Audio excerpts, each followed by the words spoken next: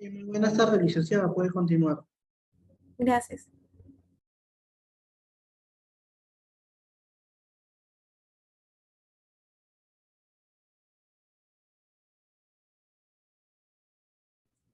Bien, entonces vamos a continuar el día de hoy con la estandarización y calidad en la toma de muestras microbiológicas.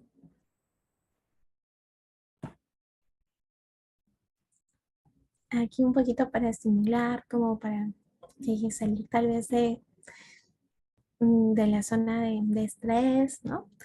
Cuando veo que el paciente que me toca funcionar tiene venas difíciles, yo de inmediato no cuenten conmigo. Tal vez alguno por aquí se puede identificar. Yo por dentro, cuando me toca tomar la muestra de un recién nacido, así todos como SIDOC, y tú cuando ves que el drama que hace el paciente para no hacerse la flebotomía, puede ser hombre o mujer, ¿no? Y dice, él no cree que eres una buena actriz o actor, ¿no? Aquí un conflicto cognitivo, paciente de 9 años acude al servicio de laboratorio acompañado de su mamá. Entré a la orden médica, la recepcionista le entrega un frasco, le consulta sobre su última comida, empieza a proceder a registrar sus datos para la toma de muestra y a los días la paciente acude al laboratorio a presentar un reclamo por falta de sus resultados. Indica que que le faltan los resultados de sus pruebas de parasitología, que ella en realidad tenía que tener 3 resultados y no los tiene, ¿no? Que el médico le dice eso. La recepcionista revisa la orden médica y observa que la boleta de pago de ingreso, la boleta de pago dice, ¿no? Parásito por 3 métodos, inmunidad. Y también el ingreso que ella hizo fue parásito por 3 métodos, inmunidad. Pero sin embargo, el médico le había pedido un parasitológico seriado por 3 muestras, ¿no? La mamá de la menor informa que el médico tratante no le puede atender por falta de resultados. Obviamente no va a haber un resultado si solamente le ha dado un frasco y solo ha recolectado una muestra, ¿no? ¿Cuál es el error en esta situación? Ahí para el chat me pueden escribir los que han entendido, si no han entendido, si gustan que se las repita también, me lo escriben. Vayan pensando, lo pueden ir escribiendo y de ahí lo comentamos. Entonces, el logro de la sesión es que al finalizar la sesión, el estudiante sea capaz de poder conocer a manera general cómo es la estandarización y aseguramiento de la calidad de la toma de muestras en microbiología, ¿no? Las muestras microbiológicas. Entonces vamos a ver una parte introductoria, un poco de las normativas internacionales, un poco de cuáles son las normativas nacionales, ¿no? Cuál es la extracción de sangre cómo es la extracción de sangre para los hemocultivos, a tener en cuenta tal vez algunos aspectos, algunos puntos claves, la toma de muestra de orina, acorde a los estándares internacionales, ¿no? La toma de muestra de heces, la toma de muestra de secreciones, la toma de muestra para estudio de hongos. Entonces tenemos algunas normativas internacionales, como la ISO 15189, que nos va a decir los debes que han de cumplir el laboratorio clínico en el área preanalítica, en el área analítica y en el área postanalítica, ¿no? Entonces tenemos la Sociedad Española de Medicina de Laboratorio que nos va a hacer un documento de comisión con su grupo de trabajo que se llama Gestión de los Procesos Preanalíticos y Laboratorios Clínicos según los requisitos de la norma 1 en ISO 15189-2013. Entonces, en esta normativa ellos nos van a decir qué registros debemos de tener, qué documentación debemos de tener, la importancia también sobre tener indicadores en la parte preanalítica, que nos va a permitir a nosotros tener también un control de calidad, no solamente interno en preanalítica, sino también la importancia de poder tener un control de calidad externo. Entonces tenemos normativas internacionales y nacionales. Seguimos viendo en una primera instancia las normativas internacionales como la Organización Panamericana de la Salud, que también nos va a dar algunos lineamientos en lo que es respecto a las tomas de muestras microbiológicas. Igual la Organización Mundial de la Salud, tenemos la OSHA que va a estar más orientada a la parte de prevención, a la parte de bioseguridad. Tenemos la CLSI, que una de sus desventajas es que es bastante costosa, pero nos va a decir algunos en su guía, por ejemplo, el M47A, nos va a hablar sobre los principios y procedimientos para la toma de muestra de los hemocultivos. Tenemos la CAP, ¿no? El Colegio Americano de Patólogos, que se funda en 1946, que son considerados como líderes también. nos van a elaborar algunas listas de verificación en los checklists, ¿no? Y en estos checklists nos va a hablar de varios gen y sobre la parte también tanto preanalítica, analítica, en general todo acorde a los estándares, ¿no? Para el laboratorio pueda tener estandarizado, que pueda tener la parte de calidad y competencia. Y tenemos también la ISO 15189, que es un estándar internacional que no es obligatorio que uno se puede acoger de manera voluntaria, pero va a ayudar a garantizar al laboratorio que pueda emitir resultados de calidad, ¿no? Va a garantizar que el laboratorio tenga la competencia para poder emitir resultados que sean clínicamente útiles, ¿no? Entonces también tenemos a la ISO 26508-2020, que nos va a hablar bastante sobre la parte preanalítica. Entonces aquí vemos los requisitos de la ISO 26508, desde que el paciente acude, ¿no?, al médico tratante y este le genera una solicitud de toma de muestra para algunas pruebas de laboratorio. Entonces la ISO nos va a decir aquellos requisitos que debe cumplir o aquellos que debe de tener el formulario de solicitud. También nos va a proporcionar, luego que ya el médico le genera la solicitud de toma de muestras, el paciente se acerca al laboratorio para que le proporcionen las instrucciones. Entonces también nos va a decir la ISO 26658 los debes para la información para los pacientes y los usuarios del servicio. ¿No? Y una vez que le proporciona las instrucciones a los pacientes, pues es la parte ya la identificación del paciente, ya la preparación para la toma de muestra, la toma de muestra en sí, la preparación para el transporte de la muestra, la recepción de la muestra, el almacenamiento. Entonces, en todos estos procesos nos habla, los deben identificación del paciente, deben bioseguridad, deben toma de muestra, los deben identificación de las muestras, la integridad de las muestras y la esterilidad, transporte de las muestras, cómo debe ser la recepción de la muestra, cómo debemos el debe para evaluar, ¿no?, el almacenamiento de las muestras antes del análisis. Debemos de contar también en la parte de ver, es importante ver la satisfacción del cliente, eso lo podemos hacer a través de encuestas al cliente. Identificar la identificación y control de no conformidades, identificadores de desempeño, documentos y registros, ¿no? Y las muestras, ya después de todos estos procesos, ya las muestras podrían entrar a la parte analítica. Pero esta norma nos va a hablar básicamente de la parte preanalítica, ¿no? También tenemos normativas nacionales, como por ejemplo su salud, que va a venir a supervisar a los laboratorios. Puede ser una supervisión de tipo programado, puede ser una visita inopinada. Y ellos también van a tener sus propios checklists en los cuales van a revisar todo el laboratorio desde la parte preanalítica, analítica o postanalítica, dependiendo del checklist que ellos tengan, ¿no? Lo más básico que generalmente suelen revisar es cómo nosotros estamos descartando ¿no?, los residuos biológicos, si estamos haciendo un buen descarte. Van a revisar las tomas de muestras, los contenedores rojos de plástico que solamente tengan elementos punzocortantes, los contenedores con bolsas rojas de plástico que tengan muestras contaminadas o algún elemento contaminado con muestra biológica, pero que no sea punzocortante. Las bolsas amarillas que solamente tengan reactivos y las negras que solamente tengan residuos comunes, como puede ser, por ejemplo, un papel. Van a revisar que todos nuestros elementos de toma de muestra se encuentran dentro de la fecha de vencimiento, que mis medios de transporte se encuentren dentro de la fecha de vencimiento, que mis tubos, ¿no?, por ejemplo, para extracción de sangre venosa, que mis frascos de hemocultivos se encuentren dentro de la fecha de vencimiento. Tenemos normativas nacionales como por ejemplo INACAL, ya incluso hay laboratorios que se encuentran acreditados, no con la ISO 15189 de manera voluntaria. Tenemos como MedLab, que es el primer laboratorio que se acredita, AUNA, que es el primero que se acredita pero con INACAL, y SYNLAB, que tiene un mayor alcance, y ya ROE el año pasado, que tiene mucho mayor alcance, ¿no? Entonces, contamos con pocos laboratorios acreditados en el Perú. Netamente en el área de microbiología, Contamos también con una norma técnica peruana, la norma técnica de salud para la implementación del programa de optimización del uso de antimicrobianos a nivel hospitalario, en el cual, mediante esta resolución ministerial de 170-2022 del MINSA, en Lima de 3 de marzo del 2022, ya obliga a los centros a tener los comités de prueba, ¿no?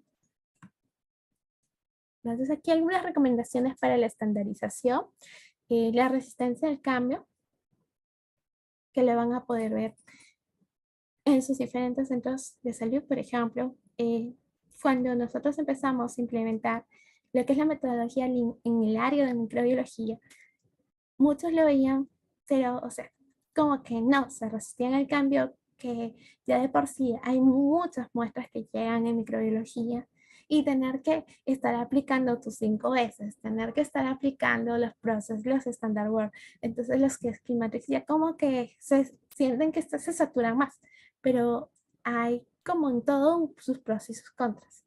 Entonces cuando ya uno empieza a ver cómo la metodología Lean empieza a impactar de manera positiva en el servicio, porque ahora ya tal vez no se te pierde en toma de muestras ese frasco de hemocultivo porque tú ya lo tienes estandarizado donde tienes que ir y siempre va ahí, o ya no se te pierda tu rotulador, o ya lo tienes todo ordenado y bastante limpio.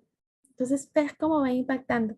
O incluso ya te haces tus daily en tus reuniones. Entonces ves que esto ayuda a que puedas encontrar aquellas oportunidades de mejora y puedan ser implementadas en tu laboratorio. Da igual, siempre en todo centro de trabajo va a haber una resistencia al cambio. La falta de conocimiento, conciencia o comprensión. Esto puede pasar mucho también en los centros laborales, sobre todo el tema de la conciencia, y a veces parte porque no comprenden o no interiorizan cuál puede ser el impacto del riesgo en la salud del paciente. No entender la importancia, por ejemplo, pero ¿por qué tengo que pasar todos los días mi control de calidad interno? ¿No? O ¿por qué tengo que hacer mi control de calidad interna para mis pruebas de RPR o de RPR o para mis pruebas de antígenos febriles? ¿No? Entonces, como que tal vez algunos no pueden entender la importancia de algo hasta que se tropiezan con alguna situación problemática. La parte financiera, que es tal vez una piedra de tropiezo más grande, sobre todo para algunos centros privados, pero muy pocos, generalmente los centros privados siempre invierten más. Eh, Sobre todo para la parte del Estado, a veces hay menos inversión, pero también hay otros centros del Estado que invierten un poco más. Hay un poco de todo. La falta de interés de la dirección del establecimiento de salud, los diferentes profesionales que pueden estar involucrados en la toma de muestras, no solamente de sangre para hemocultivos, sino también eh, en muestras microbiológicas. Puede pasar, ¿no? Pero sí, lo más común es que a veces están bastante diferentes profesionales que puede ser que la enfermera tome los hemocultivos o, por ejemplo, puede ser que solamente en UCI las enfermeras tomen todas las pruebas para el laboratorio porque no quieren que toquen a sus pacientitos de neonatología, por ejemplo, ¿no? Entonces, o puede ser que solamente lo tomen, no porque no quieran, sino porque no hay un personal de laboratorio. Como pasa en muchos establecimientos de salud, no hay un personal técnico de laboratorio que pueda realizar estas tomas de muestras. Y quien lo hace es la enfermera. Entonces, el marco de trabajo para una implementación exitosa es que podemos contar con un mapa de procesos preanalíticos, un flujo de trabajo. Si todos conocen cómo es el flujo de trabajo, entonces es mejor, ¿no? Se pueden dar los procesos mucho más fluidos, a diferencia que se desconozcan. Es importante también a veces poder implementar ciertos flujogramas frente a algunas contingencias que se puedan tener, para que sepan cómo poder manejar esas contingencias. Las instrucciones de trabajo, la documentación, el manual, por ejemplo, de toma de muestras, importantísimo, ¿no? Porque sobre todo para el personal nuevo que recién está entrando, le va a ayudar bastante también, y no solamente el personal nuevo, sino también el personal antiguo. Y si en caso, a veces hay, por ejemplo, algunas veces actualizaciones, ¿no? Recordemos que salud está constantemente actualizándose constantemente, hay nuevas cosas. Entonces también en ese aspecto es muy importante estar actualizados y tener la documentación al día, poderlas actualizar, puede ser anualmente, por ejemplo, ¿no? También esta documentación va a variar dependiendo del, por ejemplo, si es un test de aliento, ¿no? No es lo mismo una marca X con una marca Y. Puede ser que la marca X para test de aliento sea para niños mayores de 8 años y no sea apto para embarazadas, pero puede haber otro kit de test de aliento que sí es apto para embarazadas. Entonces, en estos casos, si yo he cambiado también, va a cambiar también mi manual. Entonces, porque tendría que incluir y dar estas nuevas especificaciones de este nuevo material, suministro que se está implementando y obviamente yo estaría cambiando mi protocolo de toma de muestra. La adecuada coordinación entre todos los profesionales sanitarios. Si la enfermera hace la toma de muestra, entonces también nosotros como laboratorio debemos de capacitarlas, porque hay algunas cosas que ellos van a desconocer. Su formación no es netamente de laboratorio, ¿no? Entonces es importante que nosotros también las podamos empoderar. En general, cada área de laboratorio debe ser empoderado. Si yo realizo toma de muestra, debo de conocer y estar empoderada en mi toma de muestra. Debo conocer en cuánto tiempo sale, cómo es la estabilidad, cuál es la mínima cantidad que debo de recolectar o hasta cuánto como máximo puedo recolectar en un recién nacido, ¿no? Sin al final poderle impactar en su salud o traerle un riesgo como una transfusión. El entrenamiento teórico y práctico. La certificación solo después de haber culminado de manera exitosa mi entrenamiento, sobre todo si soy personal nuevo. El reentrenamiento continuo, ya soy un personal antiguo, pero igual me tengo que ir capacitando. Siempre hay algo nuevo que puede hacer que lo que yo conocía cambie totalmente. ¿No? Las auditorías periódicas. Y no lo tomen las auditorías periódicas como, ay, no, otra vez la persona X va a señalar a tal persona lo que hizo mal, sino tómenlo más como una oportunidad para poder mejorar en función de poder contribuir a que los pacientes puedan tener resultados que sean clínicamente útiles. La medición de la calidad de la muestra a través de indicadores. Y esta es tal vez una de las partes que nosotros o muchos que realizamos flebotomías debemos de tenerlo en cuenta, ¿no? Es muy importante ver nuestros indicadores, cómo vamos. Es importante que el centro donde laboramos también invierta. Si ve que hay un indicador que estamos muy bajo, entonces también tener capacitaciones. Entonces, recomendaciones para la estandarización, la educación del personal, ¿no? Conocer cuáles son los frascos para anaerobios, aerobios, cuál es para el paciente pediátrico, cuál es para el paciente adulto, ¿no? Los frascos hemocultivos, por ejemplo. El entrenamiento práctico del personal nuevo, lo ideal es que eh, haya tomado como 100 muestras y que estas 100 muestras hayan sido exitosamente y estas hayan sido bajo supervisión. Eso es lo ideal, ¿no? Y eso es lo que te dicen los lineamientos internacionales. La certificación del personal involucrado en toma de muestras microbiológicas que pueda ser certificado y en otros países como por ejemplo en Estados Unidos, que alguien no pueda realizar la flebotomía si no está entrenado, si no está certificado, ¿no? Entonces tenemos actividades previas a la toma de muestras. Y es muy importante tener en cuenta, como es por ejemplo el llenado del formato de solicitud en papel o electrónico. Y esto hay en Perú, sí, sí hay en Perú la parte electrónica, hay algunos centros de establecimientos, como por ejemplo el Grupo San Pablo que tiene formato electrónico, ¿no? Ayuda bastante. Pero también muchos establecimientos de salud tienen estos formatos en papel.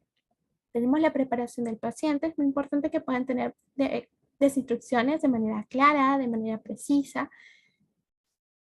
Puede ser el personal que está cuidando a los pacientes, el flebotomista, muy importantísimo que lo tenga claro, el personal que toma las muestras y los pacientes.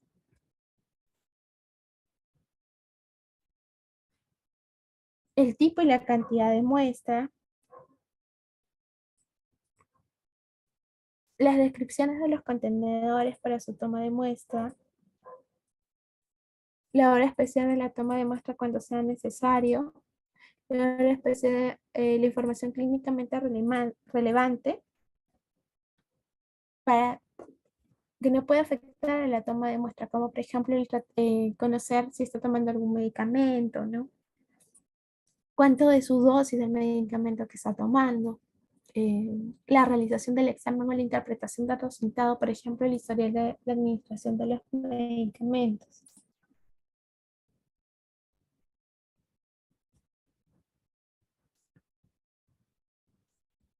Tenemos el proceso de generación de análisis, de solicitud de análisis. Entonces debemos de revisar los formularios que se reciben. Por ejemplo, en el área de counter, aquí vemos de este señor, se encarga el área de counter de laboratorio. Señorita de counter puede ser un técnico de laboratorio, puede ser un admisionista, una secretaria, ¿no? Entonces, sobre todo cuando es un personal que no conoce la parte de laboratorio, es muy importante que también la podemos entrenar y que tenga un supervisor, ¿no? Y que siempre esté viendo no solamente la parte de counter, la parte de emisión, sino también la parte de las tomas de muestras. Siempre hay algo que mejorar y a veces uno mismo no lo puede ver, ¿no? Entonces, obviamente, cuando es muy constante también, a veces no todo reacciona de la misma manera. Pero bueno, se debe revisar los formularios de solicitud que sean recibidos para la toma de muestra, verificar que si me entrega mi solicitud coincida con el voucher de pago, porque puede ser que, por ejemplo, en la solicitud diga la prueba, como en el caso que pasó, ¿no? El médico pidió parasitológico sellado por 3 muestras, pero el admisionista le ingresó un parasitológico por 3 métodos totalmente diferentes. Y obviamente el laboratorio le terminan dando un frasco porque no vieron la solicitud, solamente se guiaron por la boleta de pago. Y puede pasar, sí. Entonces es muy importante que también nosotros revisemos voucher y solicitud. Y la que manda es la solicitud del médico, ¿no? Entonces, si en la solicitud del médico me dice parasitológico seriado por 3, y en el voucher le ha pagado parásito por 3 métodos, yo no le puedo recibir esa muestra a ese paciente y debo de mandarle a corregir y darle el material adecuado para lo que sí le ha pedido su médico. Entonces, cualquier omisión de información que sea requerida debe ser corregida antes de proceder con la extracción de la muestra. Tenemos nuestro formato de solicitud, que es la ISO 15189, la 2012, bueno, ya hay una actualización, la 2022, ¿no? Identificación del paciente, el género, la fecha de nacimiento, detalles de la ubicación, el contacto del paciente si queremos corroborar algún resultado, si la muestra ha sido insuficiente y vamos a necesitarle tomarle una vez más, ¿no? Nombre u otro identificador único del médico, el prestador de atención médica, otra persona legalmente autorizada para solicitar el análisis o utilizar la información clínica. Tipo de muestra primaria cuando sea pertinente en sitio anatómico de origen. Sobre todo cuando tomamos las muestras de hongos, ¿no? Por ejemplo, si es de la uña primer dedo, segundo dedo, tercer dedo, ¿no? O de la mano, del pie, entonces indicar también este sitio anatómico. Análisis solicitado, la información clínicamente relevante sobre el paciente y la solicitud, la fecha en que se completó el formulario de solicitud, fecha y hora de la toma de muestra, la identidad de la persona de la toma de muestra, la fecha y hora de la recepción de la muestra también. Es muy importante tener trazado todo esto. Las solicitudes verbales, se requiere un procedimiento para las solicitudes verbales. El procedimiento debe especificar que la solicitud verbal se va a confirmar posteriormente, ya sea en electrónico o en papel. Entonces, procedimiento debe estar incluida también, ¿no? En su manual de procedimientos y qué acciones se deben de tomar entre estos casos. Puede suceder que, por ejemplo, en la muestra que el médico le has tomado una muestra, ¿no? En este caso, por decir una uña, ¿no? Del dedo gordo, del pie, para un KOH directo.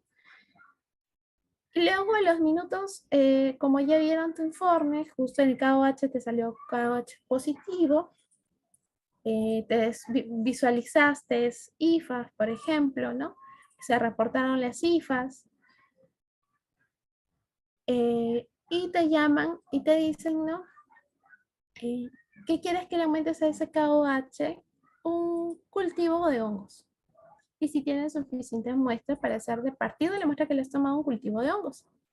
Entonces tú revisas, ves si tienes suficiente muestra, si le tomaste bastante cantidad y si se puede agregar. Pero antes de que se agregue, le puedes decir de que para que se pueda pasar al área de procesos, si se puede agregar la prueba, necesitas que te traigan la orden. Y si no, no va a pasar a procesos, ¿no? Y también darle un tiempo limitado. Entonces también ello debe de estar documentado. La transcripción de las solicitudes. La información proporcionada en el formulario de solicitud se va a transcribir en un sistema de registro o un sistema de información. La organización debe tener ciertos procedimientos para poder garantizar que la información que se esté transcribiendo o se esté ingresando sea con precisión. Una forma que nos puede ayudar bastante es esto son las famosas interconexiones o interfaz, ¿no? Se realizan verificaciones programadas también para ver lo que son los registros de los datos, poder identificar y poder reducir los errores de transcripción, ¿no? Si por ejemplo yo tengo una interfaz y de mi admisionista que se encarga de cobrar pasa todo directo a mi admisionista de counter, entonces el counter tiene que verificar que lo que dice la solicitud del médico con la boleta del pago sea lo mismo y con lo que a ella ha ingresado su paciente. Entonces tendría que verificar las tres cosas. Incluso quien está tomando en el área de muestra tendría que verificar que efectivamente coincide. Si no coincide, pues no le toma la muestra y pide que por favor se pueda regularizar antes de la toma de muestra, ¿no? Y le puede decir al paciente que va a priorizar su atención ni bien lo tenga regularizado. Proceso para proporcionar instrucciones a los usuarios, ¿no? Los laboratorios son responsables de poder proporcionar información sobre los análisis que se realizan a los usuarios de sus servicios para poderles facilitar, por ejemplo, la selección adecuada de las pruebas, la recolección, cómo debe ser la adecuada manipulación de la muestra, la gestión de la atención al paciente. Importante de que tengamos las instrucciones de manera claras, precisas hacia el paciente respecto a los requisitos de la toma de muestra.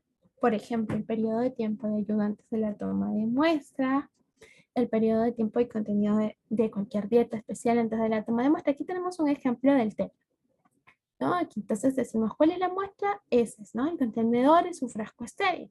¿Cuál es el volumen de la muestra? 30 gramos, equivalente a un tamaño de una nuez. ¿Cuál es su conservación? Refrigerado de 2 a 8 grados. ¿Cuál es la metodología? Por ejemplo, Guayacol.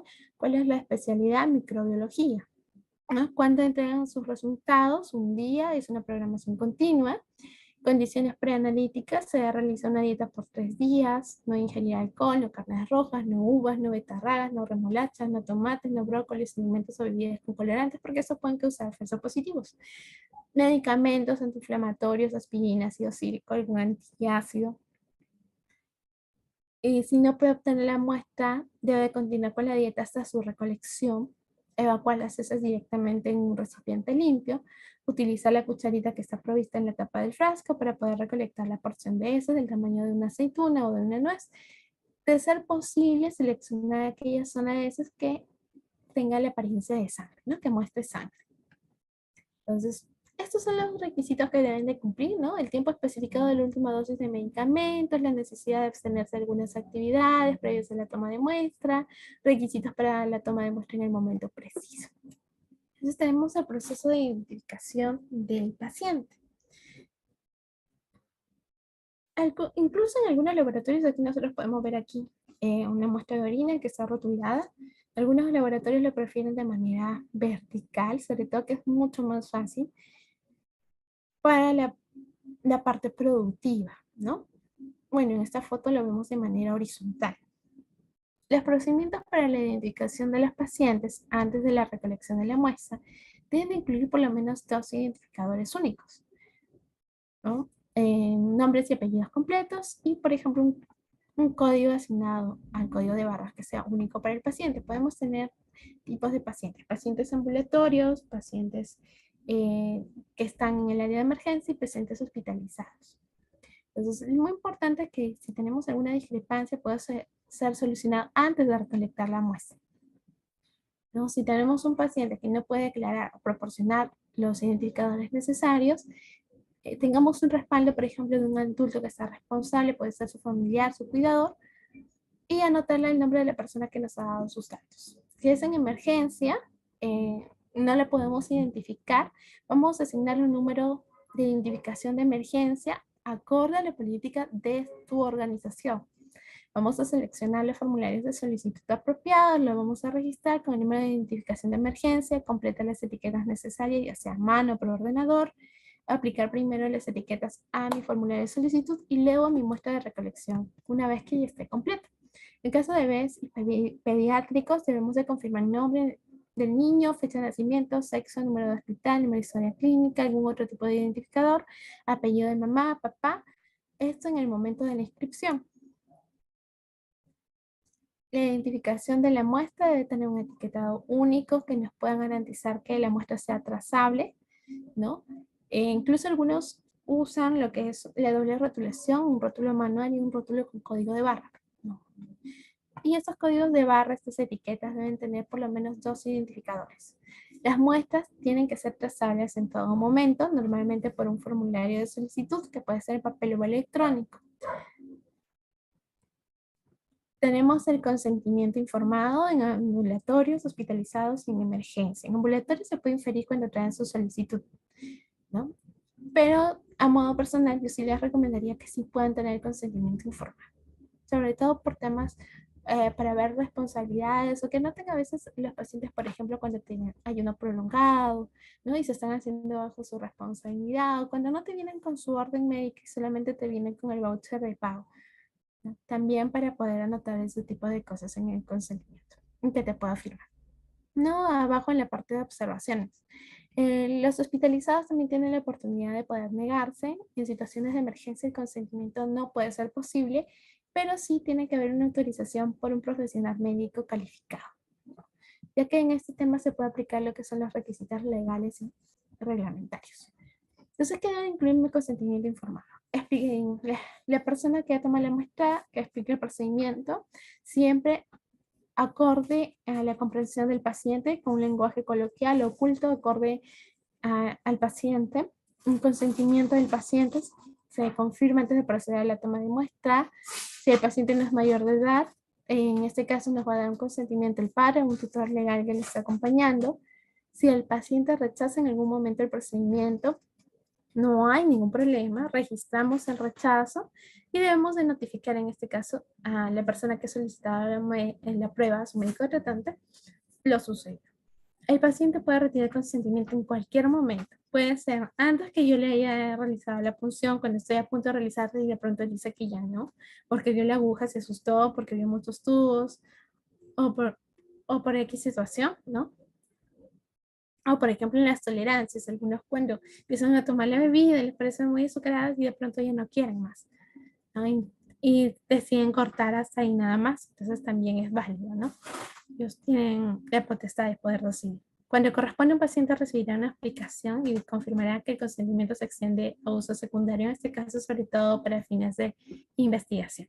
Entonces, una muestra clínica adecuada en la solicitud de examen debe contar con datos demográficos del paciente, nombres y apellidos del médico, datos del servicio solicitante, datos clínicos relevantes, ¿no? Como por ejemplo la medicación que está tomando, el diagnóstico, datos referentes a la muestra, el tipo y localización anatómica, sobre todo en las muestras de hongos, ¿no? Por ejemplo para un KWH, el tratamiento, tipo de pruebas a solicitar. Una muestra clínica adecuada, pero ya mirándole el rumbo de las consideraciones generales, ¿no? Por ejemplo, en este libro, en este manual de la CIDIC, nos va a decir estas 8 consideraciones generales para el área de microbiología, que es recolectar antes de la terapia con antibióticos. Esto debe ser siempre que no sea posible, ¿no? Puede haber unas excepciones, sobre todo en el área de hospitalización, pero también lo tenemos que tener documentado, ¿no? En comentarios para que también lo conozca el analista de microbiología. 2, colectar la muestra de donde es más probable que el organismo sospechoso sea encontrado, ¿no? Por ejemplo, las muestras de hongos lo más general es que se pongan más como de manera centrífuga en las partes. Entonces también eso es bueno tenerlo en cuenta. Observar la sepsia en la recolección de todas las muestras, muy importantísimo en nuestras muestras de hemocultivo para disminuir la cantidad de falsos positivos por microorganismos coagulasa negativos, ¿no? En este caso, sobre todo por los estafilococos coagulos son negativos, a veces hay muchos falsos positivos. Entonces, si nosotros tenemos una adecuada asepsia, nos va a ayudar bastante. Recordemos que estos estafilococos coagulos negativos suelen encontrarse de manera habitual en la piel, por ejemplo, de los humanos. Entonces, también considerar el estadio de la enfermedad, ¿no? Instruir a los pacientes con claridad, utilizar los contenedores y medios de transporte adecuados, ¿no? Por ejemplo, si es un coprocultivo, voy a usar un caribler, ¿no? Si es una secreción, voy a usar un medio de Stuart, entregar las muestras con prontitud, dentro del tiempo estandarizado, dependiendo de diferente tipo de muestra que sea, proporcionar una información suficiente al laboratorio. Aquí tenemos algunos especímenes para la colección de muestras microbiológicas, ¿no? Tenemos en los que son tubos estériles, por ejemplo, generalmente para los cultivos de bacterias, los cultivos de hongos, para test moleculares. Tenemos estos frascos que también son usados para los cultivos. Algunas veces también incluso nos vienen tejidos en este tipo de frascos. Algunas veces también nos pueden venir en tubos estériles, ¿no? Los medios de transporte. Vemos que también nos vienen en estos tipos de tubos los fluidos, o a veces también contenedores de boca ancha. Aquí tenemos los medios de transporte, por ejemplo, el AMIS, y acá generalmente los universales, ¿no? El AMIS tiene una característica que tiene carbón, ¿no? Entonces, estos pueden atrapar los antibióticos y de alguna manera poder facilitarnos mejor la recuperación también de los microorganismos, sobre todo en pacientes hospitalizados, ¿no? Tenemos los medios de transporte como Stuart, el Caribler. Tenemos la extracción de sangre para los hemocultivos. Y aquí nosotros debemos de recordar que la sangre es un tejido, pero es un tejido estéril, ¿no? Por decirlo así. Entonces, como la sangre es un tejido estéril, la presencia de microorganismos nos suele indicar a veces una septicemia, una bacteriemia, ¿no? Entonces, ¿cuándo se van a realizar, por ejemplo, la extracción de sangre para los hemocultivos? Cuando el clínico esté sospechando una infección del torrente sanguíneo, puede ser un lactante febril, puede ser en una endocarditis, una titis séptica por osteomelitis, todo paciente febril sin otro foco infeccioso evidente, una neumonía bacteriana que sea complicada. Algunos puntos claves en la detección del laboratorio de la infección en el torrente sanguíneo que hay que tener en cuenta es cuándo tomar los hemocultivos, la desinfección de la piel, porque esto nos puede traer bastantes contaminantes falsos positivos, sobre todo por los famosos estafilococos coagulasa negativos, ¿no? ¿Qué va a pasar con estos hemocultivos o centros hospitalarios que tengan bastante cantidad o bastante prevalencia de estos hemocultivos falsos positivos? Va a aumentar los costos hospitalarios. Y se ha visto en estudios que estos costos hospitalarios pueden aumentar entre $4,000 a $8,000 en el paciente. Entonces, miren cómo podemos impactar algo que es el quehacer diario de nuestro trabajo, ¿no? Entonces, hacer una adecuada desinfección de la piel puede impactar incluso en el bolsillo de los pacientes, ¿no? Sobre todo cuando se van a clínicas privadas. Incluso en la estadía, porque ya no van a quedarse la misma cantidad de tiempo en la clínica, sino se van a quedar más días. Entonces sí es muy importante que nosotros tomemos conciencia y podamos mejorar en aquellas cosas, también que siempre nos estemos capacitando para poder ir aprendiendo cómo mejorar, ¿no? Y reconocer también estas oportunidades de mejora. El volumen de sangre cultivar, muy importante también, el número de set de hemocultivos, el tipo de frascos a utilizar. Bueno, esto acorde, ¿no?, a la guía de la CLSI, la M47A, que nos va a dar estas acotaciones. Aquí tenemos, por ejemplo, un paper que nos va a hablar sobre el momento para extraer la sangre, ¿no? La relación acerca de temperatura va a relacionar a las bacterias y la temperatura en la endocarditis. Entonces aquí vemos algunas gráficas, por ejemplo esta línea punteada que podemos ver es la temperatura. Y esa línea que se ve toda recta viene a ser el recuento de colonias. Entonces podemos ver aquí que ante una mayor temperatura, ¿cómo está el recuento de colonias?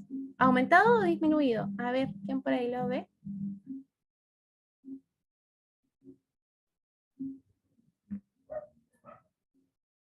El recuento de colonias, ¿cómo está? Este es el recuento de colonias, está disminuido, ¿no? Y ahora vemos aquí, vemos que hay una menor temperatura, pero ¿qué ha pasado con nuestro recuento de colonias? Ha aumentado. Aquí también vemos otra gráfica de este mismo paper, artículo, que fue en el año 32. Vemos las líneas punteadas, ¿no? Y vemos la línea recta. Entonces vemos cómo, por ejemplo, estos aumentos, ¿no? En el recuento de las colonias, aquí están nuestros recuentos de colonias, por ejemplo, estos aumentos en nuestro recuento de colonias, perdón, aquí está nuestro recuento de colonias, ¿no? Estos son nuestros recuentos de colonias. Entonces vemos aquí, por ejemplo, este aumento de este recuento de colonia está siendo precedido más o menos a algunas horas antes, ¿no? A un aumento de temperatura, ¿no? Primero vemos el aumento de temperatura, luego después vemos el aumento del recuento de colonias. Entonces la fiebre para la toma de muestra de hemocultivos vemos que no nos está incrementando la positividad, ¿no?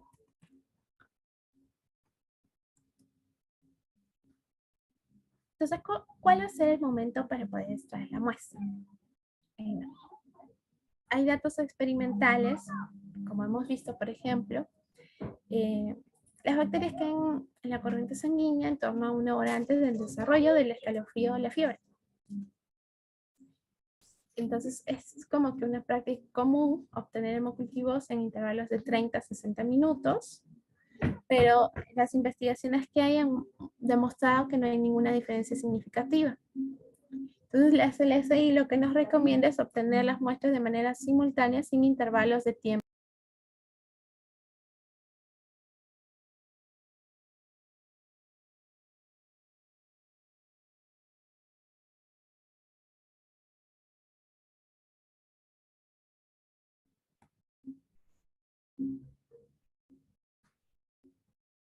Entonces, el otro punto importante a tener en cuenta es el número de hemocultivos a tomar. Por cada toma de muestra en una persona adulta, se debe extraer 2 frascos de hemocultivos, aeróbico y anaeróbico. Primero se debe inocular la sangre en el frasco de tipo aeróbico y luego en el frasco anaeróbico, sobre todo cuando usamos el tema de las salitas, ¿no? Pero si usamos un Vaputainer, sistema solamente el capuchón y lo colocamos directo sin usar estas salitas, no usamos el capuchón directo y el sistema al vacío con el frasco de hemocultivo, entonces ahí sí el orden cambia, primero el anaeróbico y luego el aeróbico. Ya que la mayoría de las infecciones que se van a ver ocasionadas son por microorganismos aeróbicos o facultativos que se van a recuperar mejor en hemocultivos de tipo aeróbico. Para los laboratorios, porque hay laboratorios que pueden optar a recoger solamente frascos aeróbicos. En estos casos sí se deben de tomar 2 frascos de hemocultivos aeróbicos por cada toma de muestra en una persona adulta. ¿Cuánto de volumen debemos extraer? El volumen de sangre que se va a extraer es una variable muy importante en lo que es el tema de la detección de las bacteriemias y fungemias. Sobre todo en los adultos, la cantidad de patógenos recuperada hace a ver que aumenta proporcionalmente el volumen de sangre extraído. En niños es más dificultoso, ¿no?, poder obtener una mayor cantidad, ¿no? Pero ellos generalmente en su sangre suelen presentar un mayor número de microorganismos. Entonces, con volúmenes que sea menor, se obtienen resultados satisfactorios. En adultos lo recomendable es de 20 a 30 ml por muestra y lo mínimo de 8 a 10 ml. En caso de niños pequeños y bebés, ahí sí se recomienda no extraer más del 1% del volumen total de su sangre. Entonces, lo calculado por el peso del niño está entre 1 a 3 ml. Aquí tenemos, por ejemplo, los tipos de botellas para hemocultivo. Tenemos el frasco de volumen de 8 a 10 ml para un cultivo aeróbico para un adulto. Tenemos para micobacterias y para hongos de 1 a 5. El aerobio pediátrico de 1 a 3 y el anaerobio adulto, ¿no? De 8 a 10. Es importante que nosotros recordemos que el hemocultivo es el primero en el orden de toma de muestra, sobre todo en caso de que se vaya a requerir más análisis, ¿no? Entonces tenemos aquí, por ejemplo, unas recomendaciones para el volumen de los hemocultivos. Lo ideal, el volumen, como les comentaba, 20 ml, pero también se puede sacar 10 ml para el aeróbico y 10 ml para el anaeróbico. Lo aceptable es de 8 a 20, entonces se puede sacar, por ejemplo, de 4 a 10, sobre todo en el aeróbico, y en el anaeróbico también de 4 a 10. Si son pacientes que tienen dificultades para la colección, entonces se puede tomar un volumen menor, 7, ¿no? En el aeróbico 7. En el caso de los pacientes pediátricos, si pesa menor de 5 kilos, ¿no? Tomar un ml. Si pesa entre 5 a 10, 12 ml. Si pesa de 10 a 20, 13 ml. Si pesa de 20 a 40, el aeróbico, ¿no? 5 ml. Y si ya pesa mayor de 40, podemos tomar hasta 10 ml. En el anaeróbico, que pesa de 10 a 20, podemos tomarle 3 ml. En el paciente de 20 a 40, 5 ml. Y en el de mayor a 40, 10 ml. Y acá tendríamos los volúmenes totales.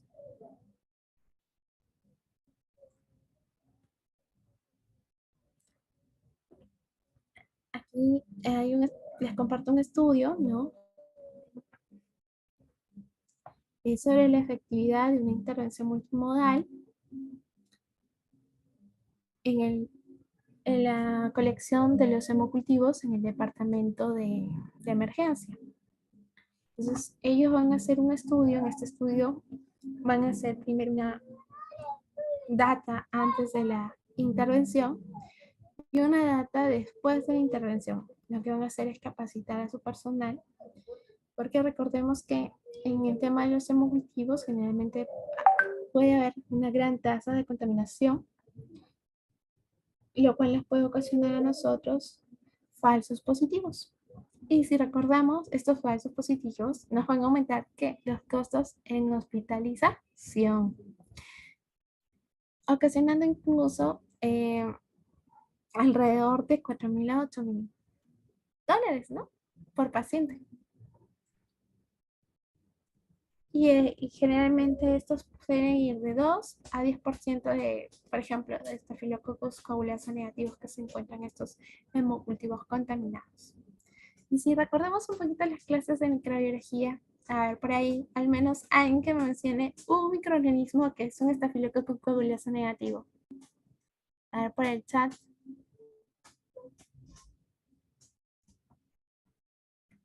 Ya, los más comunes, por ejemplo, tenemos el Staphylococcus epidermidis, el Hemolyticus, el saprophyticus. Entonces, estos Staphylococcus coagulasa negativo pueden ser comensales y también pueden ser patológicos, invasivos, ¿no? Pueden actuar de esas dos maneras. Entonces, ellos, al hacer esa investigación, van a dividir en dos grupos. Un grupo regular, donde están los técnicos, las enfermeras, y un grupo donde está un flebotomista que está entrenado, certificado, ¿no? Que solamente se va a dedicar a esa actividad.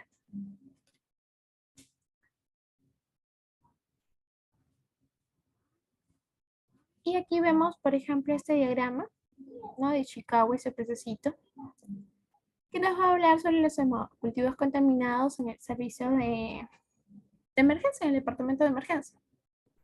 Y aquí tenemos cómo es su procedimiento de colección, ¿no? Vemos que hay una inadecuada limpieza de la piel, De la piel, en este caso, por ejemplo, del paciente, que los que están palpando luego de haber limpiado la zona a funcionar, ¿no? Y aquí vemos de que, por ejemplo, nos están lavando las manos, ¿no? Aquí vemos el factor de trabajador de salud, que tiene escaso conocimiento, por ejemplo, no tiene muchas capacitaciones, tiene falta de capacitaciones. Y en los casos de hemocultivos contaminados, no está habiendo una retroalimentación, ¿no? Hay casos de hemocultivos contaminados, pero no me están diciendo, ¿sabes qué? Tenemos esta tasa de hemocultivos contaminados, estos son los factores que pueden estar causando y estas son las oportunidades de mejora que podemos implementar en el servicio. O sea, como que no hay esa retroalimentación que nos permita al flebotomista, que le permita mejorar. Entonces tenemos el tema de los pacientes. La, la dificultad en las venopunciones, ¿no? La falta de cooperación por los pacientes. Yo creo que en alguna vez a cualquier flebotomista le ha pasado que los pacientes que están críticos tengan una deshidratación, una alta rotación del personal, sobre todo en aquellos lugares donde hay bastante carga laboral, ¿no? Y el sueldo es muy poco, ¿no? No están bien remunerados, entonces suele haber bastante alta rotación, una alta carga de trabajo. O cuando también, por ejemplo, les es difícil localizar los frascos de hemocultivo, no saben dónde se localizan, no saben dónde son guardados. Entonces ahí también entra la metodología que ayuda bastante. O, por ejemplo, tener en cuenta las 5 S. Aquí. La contaminación también, por ejemplo, ¿no? Eh, cuando por ejemplo, grandes volúmenes de pacientes, ¿no? Aquí tenemos grandes volúmenes de pacientes, por ejemplo, también tenemos muchos pacientes, nos satura bastante el servicio, entonces por querer hacer las cosas rápido, tal vez obviamos algunos pasos.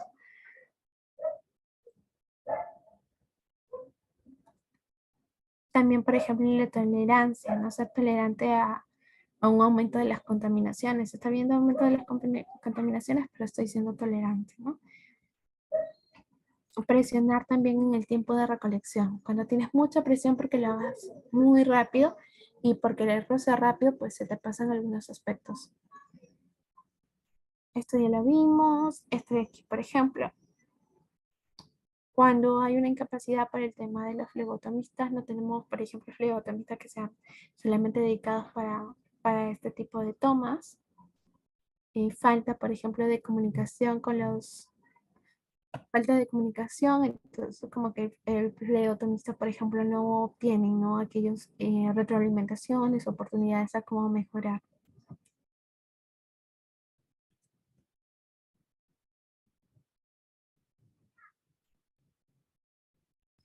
Aquí tenemos el estudio que les comentaba, ¿no?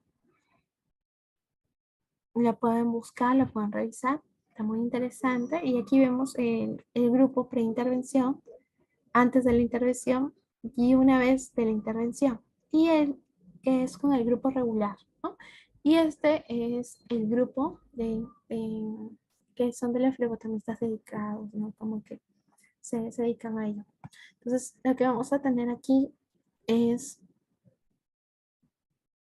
que vemos que antes de la intervención la contaminación era alrededor de un 13.7% de estos hemocultivos. Pero una vez que se los capacitó y se vieron todos esos factores de riesgo que vimos todas esas oportunidades de mejora que vimos en esa espina de pescado, vimos que en el grupo de intervención, que eran técnicos y enfermeras que tomaban la muestra, la cantidad de cultivos contaminados se redujo un 4.2%. Y en el grupo de flebotomistas dedicados a un 3.2%. ¿No? ¿Qué nos dice nuestra guía de CLSI? El Instituto de Estándares Clínicos y de Laboratorio, que es la CLSI, y la Sociedad Americana de Microbiología, nos dice que debemos de tener en cuanto a hemocultivos contaminados, estos no deben ser mayor de un 3%, ¿no? Si ya tenemos un mayor de 3%, entonces estamos teniendo una técnica aséptica de manera inapropiada. Entonces, con este grupo, después de esta intervención, vemos que mejora bastante, que casi llegan al punto que pide como requisito estándar la CLSI, ¿no? Un 3.2%.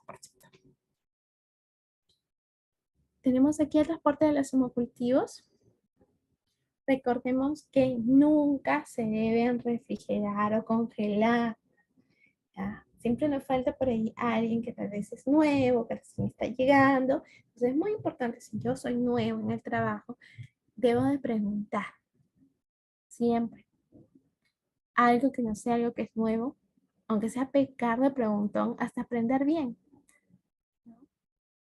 Porque si no, puedo meter las cuatro, como se dicen de manera coloquial, las cuatrotas. Y esto de meter las cuatrotas a veces puede impactar de manera muy negativa en la salud del paciente o a veces puede ser tan irrelevante que puede pasar desapercibido.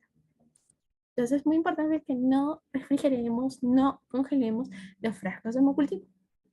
¿Por qué? ¿Qué hacen estos? ¿Qué pasa si yo lo refrigero? Entonces va a haber una baja de temperatura y puede hacer que mi microorganismo sea inviable y ya no lo puedo recuperar. Entonces después de obtener la muestra de sangre en el frasco de hemocultivo, lo debemos de transportar lo más rápido posible al laboratorio. Máximo de llegar dentro de las 2 horas. El retraso en este inicio de incubación de este frasco de hemocultivo también puede impedir el crecimiento de los microorganismos. Los frascos de hemocultivo siempre se deben transportar a temperatura ambiente. Tenemos ya el tema de la toma de muestra, ¿no? Para los hemocultivos, actualmente el procedimiento más seguro para poder extraer la sangre es utilizando las salitas y el capuchón, que es para emplear el sistema al vacío.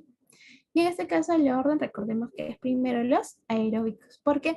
Porque a veces en las salitas se puede generar como que algunas burbujitas, ¿no? Y esas pueden contener oxígeno. Pero ya si primero hemos tomado en el aeróbico, ya después vamos a asegurar que en el aeróbico ya no hay ese tema de las burbujas, ¿no? Entonces eso disminuye el riesgo de contaminación de la muestra y de alguna punción accidental en el momento de trasvasar la muestra. Revisar los frascos hemocultivos antes de utilizarlos y descartar aquellos que pueden tener contaminación, daño o deterioro. Eso es muy importante. Humedecer con alcohol una toronda de algodón. Limpiamos y desinfectamos la zona de punción en forma circular de adentro hacia afuera, ¿no? Es posible también, lo ideal es limpiar 2 veces la zona, ¿ya? Entonces limpiar 2 veces con 2 algodones diferentes. Debemos limpiar también, ¿qué más debemos de limpiar nuestro capuchón antes de usarlo? Lo debemos desinfectar, ¿no? Lo podemos desinfectar con alcohol. Algunos incluso usan clorexidina. El tema con la clorexidina es que hay 2 tipos, de fase acuosa y de fase alcohol. La de fase alcohol es más, conviene más porque se demora como que 30 segundos, ¿no? Diferencia que si usamos el alcohol de 70% como desinfectante, que es, su acción germinicida desinfectante es en 15, ¿no? Pero la de fase acuosa demora más, como que un minuto. Entonces sí nos conviene más la de clorexidina de fase alcohólica. Quitar la tapa del frasco de hemocultivo, luego limpiar con alcohol la tapa de goma de hemocultivo. Muy importante. Entonces abrimos el empaque de la alita, enroscamos el capuchón, quitamos el plástico que está cubriendo la aguja, realizamos la punción asegurando la alita, seleccionamos un frasco de hemocultivo, en este caso como estamos usando alita, el aeróbico. Lo mantenemos en la posición vertical, perforamos la tapa de goma y extraemos el volumen necesario. Retiramos el primer frasco, colocamos el segundo frasco, ¿no? Extraemos el volumen necesario. Si tiene otras pruebas, tomamos los tubos necesarios teniendo en cuenta el orden de llenado. Cuando el último frasco de hemocultivo o tubo se llene, retiramos la aguja del brazo del paciente y colocamos un algodón seco en la zona de punción.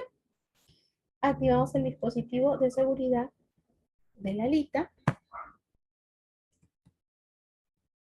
Colocar todos los datos solicitados en la etiqueta del frasco de hemocultivo, el nombre completo del paciente, la edad, la procedencia, la temperatura, la fecha y la hora de toma de muestra, el muestreador, el médico, los antibióticos, los antecedentes. No debemos de pegar las etiquetas en los códigos de barras del frasco de hemocultivo. En caso no tenemos para usar el sistema al vacío, tenemos medios hemocultivos que no están provistos con sistema al vacío, debemos realizar la toma de muestra con jeringa y aguja estéril. Y debemos de cambiar por una nueva aguja nueva, con una aguja nueva, para poder realizar la inyección de la sangre al medio de cultivo. No debemos usar las manos para tapar la aguja ni para desconectarla de la jeringa porque nos podemos accidentar, ¿no? Nos podemos puncionar de manera accidental. Las muestras que son de bajo volumen, como médula ósea, LCR o sangre de recién nacidos o pacientes traumatizados, se deben inocular los frascos de hemocultivos pediátricos. ¿Ya? En caso de que los volúmenes de muestras sean menores a los recomendados, también se debe especificar escrito en la etiqueta del frasco del hemocultivo.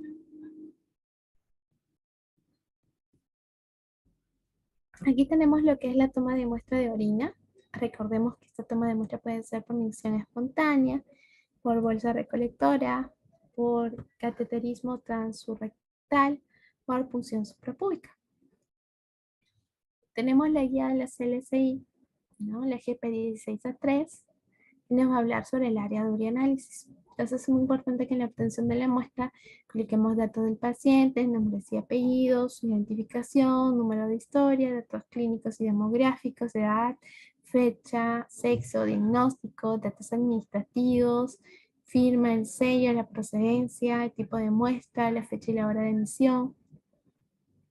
Tener en cuenta la primera orina de la mañana, la segunda orina de la mañana con 4 horas en vejiga, la orina al azar en cualquier momento, sobre todo las urgentes. La recomendación que nos dicen las sociedades científicas nos comentan que deben ser analizadas dentro de las 2 horas de haber sido emitida. Y si en caso va a demorar su procesamiento, debemos de refrigerarlas de 2 a 8 grados centígrados. En caso de la orina espontánea, lo ideal es la obtención de un chorro medio. ¿Por qué? Porque estas van a tener buena representatividad de los elementos formas que se encuentran en la orina. Entonces vamos a eliminar la primera porción de orina para evitar la contaminación con bacterias que pueden encontrarse de manera comensal en la uretra y con células sanguíneas o epiteliales que pueden estar en los genitales externos. Podemos tener lo que es la recolección asistida, puede ser una orina por zona vesical, una orina por punción suprapúbica, una orina en pacientes que están con catéter, con sonda permanente, muestra en neonatos y muestra en pacientes pediátricos. Las muestras que sean tomadas por micción libre deben de ser interpretadas con precaución. Debemos de tener en cuenta que se pueden contaminar con células, con microorganismos, sobre todo con la parte del tracto urogenital. Lo ideal es que sea un chorro medio. Primero desechar un poquito de la orina y luego recoger el resto, ¿no? Entonces, como la orina es de por sí un buen medio de cultivo, todas las muestras de analizarse en el laboratorio en 2 horas siguientes a su recogida.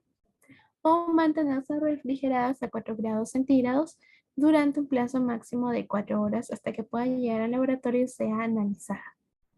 Siempre que sea posible, las muestras de orina destinadas para lo que son los cultivos debe ser la primera orina de la mañana, porque permite concentrar más las bacterias, ¿no? Ya que durante toda la noche permite que se hayan multiplicado las bacterias y podemos tener una mayor concentración.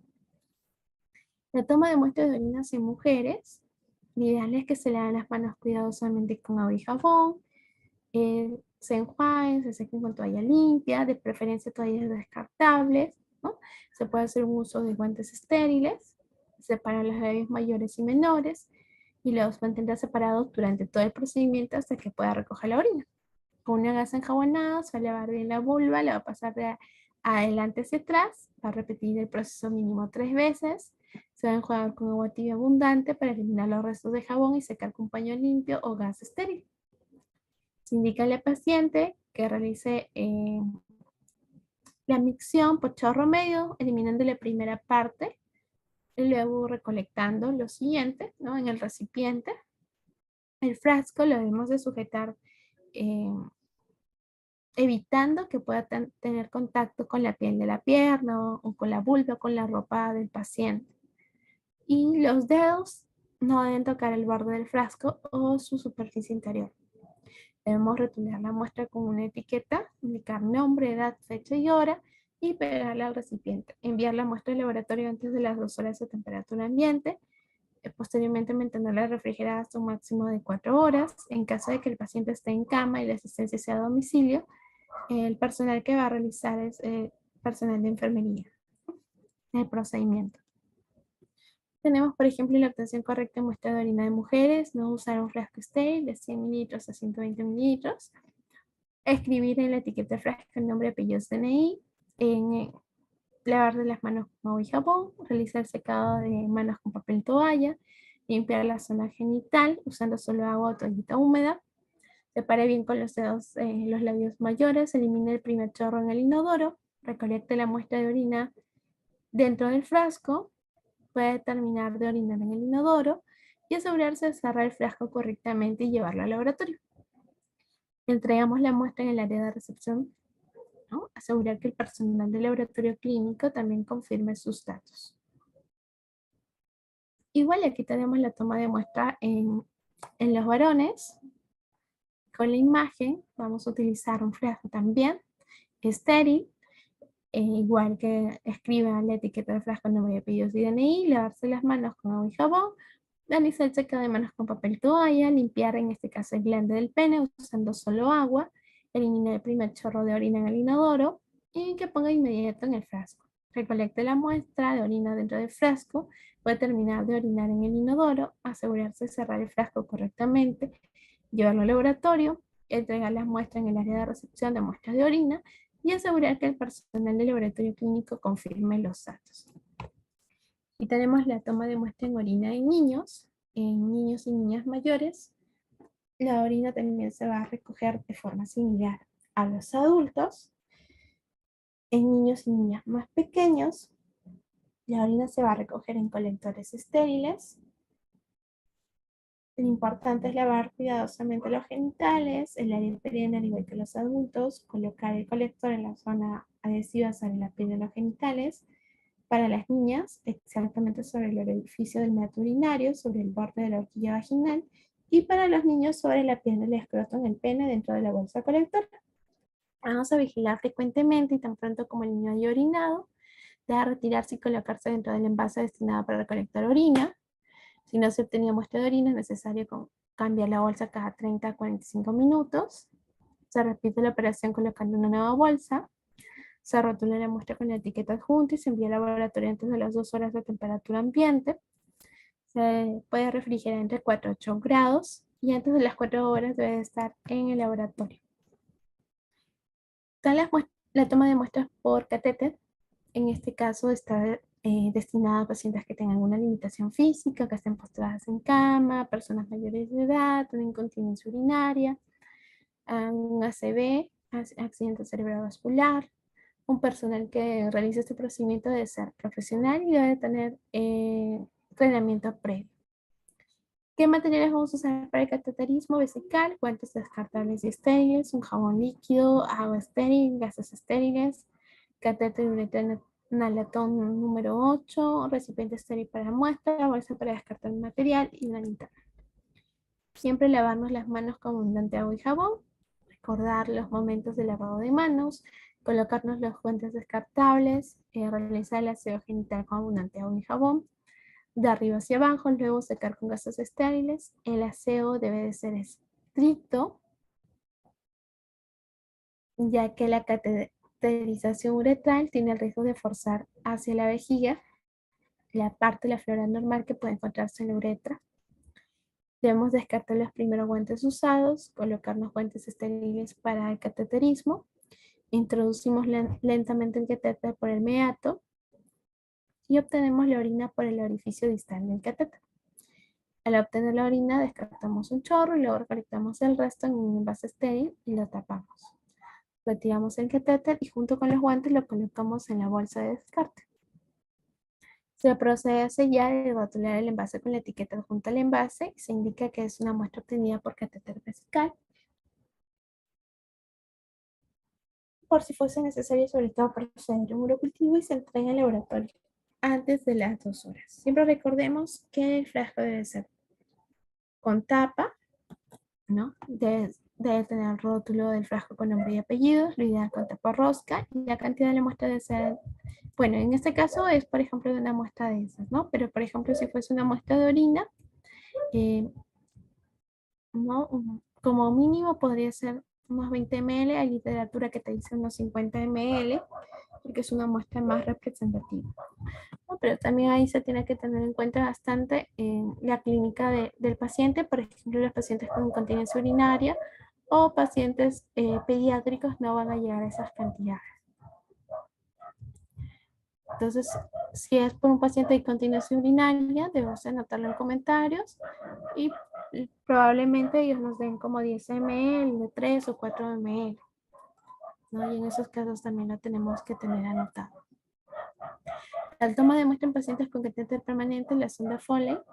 Si la sonda está permeable o con pase de orina y conectada a la bolsa colectora, se procede, clampamos la sonda, bloqueamos la salida de la orina con un clip por un espacio de más o menos unos 30 minutos o una hora. Esperamos que pase el tiempo, nos colocamos guantes estériles, desinfectamos la zona entre la conexión de la sonda y la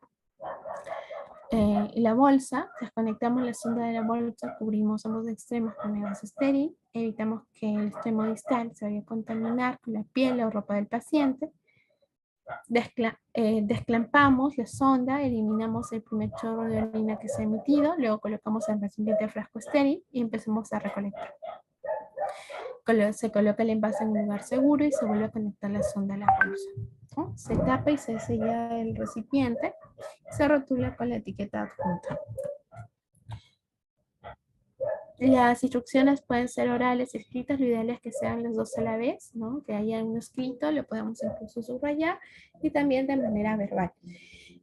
En lo que son niños, adolescentes y adultos, el lavado de manos siempre es importante, como un jabón antes de la obtención de la muestra. Recordemos el lavado de los genitales. En los hombres se retrae la piel del pene, en las mujeres se separa los labios, se limpian los genitales externos, se limpia y seca con toalla, dejamos salir el primer chorro, la taza al baño, recolectamos el chorro medio, depositamos el siguiente chorro en el frasco, ¿no? Tapamos el frasco e inmediatamente lo llevamos al laboratorio. En el caso de neonatos y lactantes, la recolección es con unas bolsas colectoras, igual siempre lavado de manos con un jabón, el lavado de los genitales externos, ponemos la bolsa en los genitales del paciente supervisando cada 15 minutos, una hora como máximo. Lo ideal es que no pueda estar, no esté mucho tiempo, ¿no? Si no, ya se te va a tener que cambiar de bolsa. Aquí tenemos, por ejemplo, la recogida de orina de una micción para lo que son niños, bolsas pediátricas, ¿no? Lavado cuidadoso de los genitales, del área perineal, previo al lavado de las manos de la persona que lo va a recolectar, ¿no? Coloca la bolsa de plástico, el colector estéril, retira la bolsa en cuanto el niño ya orinó, la mete en un recipiente, la tapa y la entrega en el laboratorio. Si en 20 minutos el niño no ha orinado, se retira la bolsa y reinicia el proceso, ¿no? Esto según la TCA.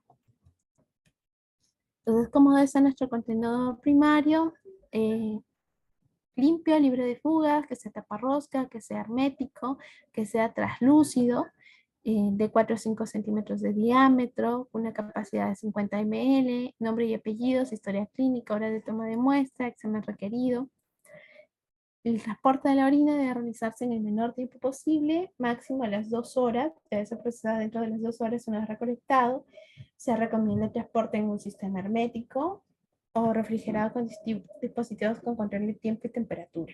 ¿Por qué? ¿Qué pasa después de las 2 horas? En composición química, mis elementos formes se van a deteriorar. La bilirrubina y el neurobilinógeno son inestables.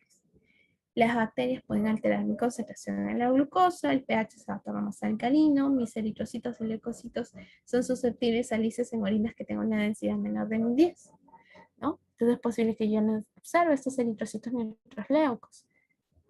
Un pH mayor a 7 también, ¿no? Recepción en laboratorio, tenemos obtención de la muestra, como debe ser, instrucciones claras y precisas, entregar los frascos adecuados, identificar que correlacione con la solicitud. Si yo tengo mi boleta de pago, mi solicitud, más tal vez lo que transcribimos en el laboratorio, todo debe coincidir.